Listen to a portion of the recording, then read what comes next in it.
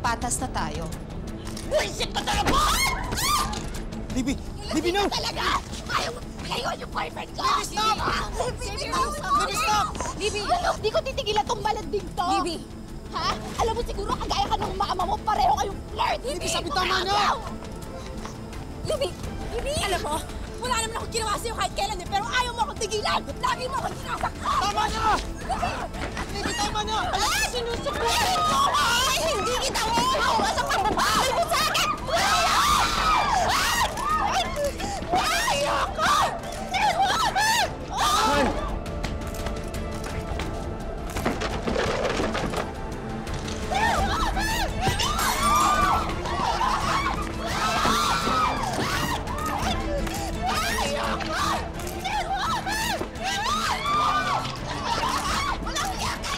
Gina! Shani! Hey, hey, hey!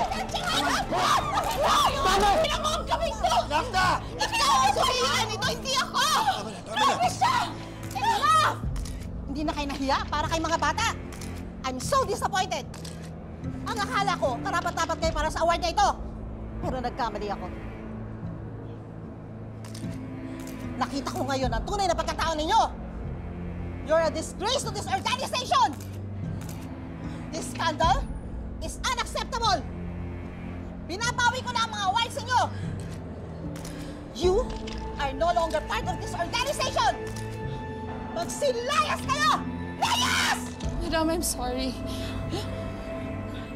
Alam mo, nag-isaksak mo sa baga mo yung award mo! What? Who needs that stupid award anyway?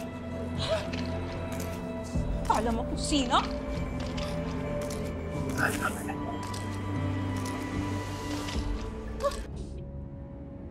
Sana kasi hindi mo na pinatulan si Divina ito.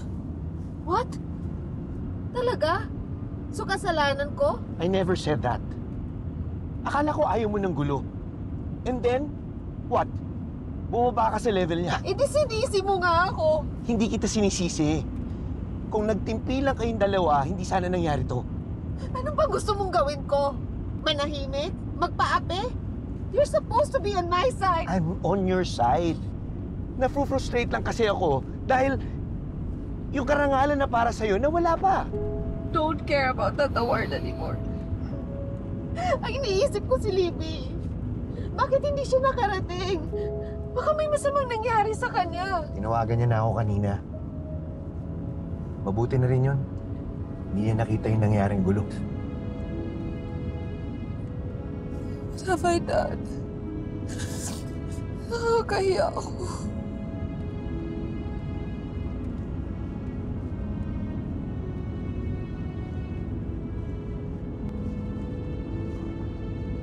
Forget about it. Tapos na yun eh. Nangyari na yun.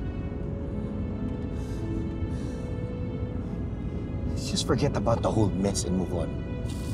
Okay?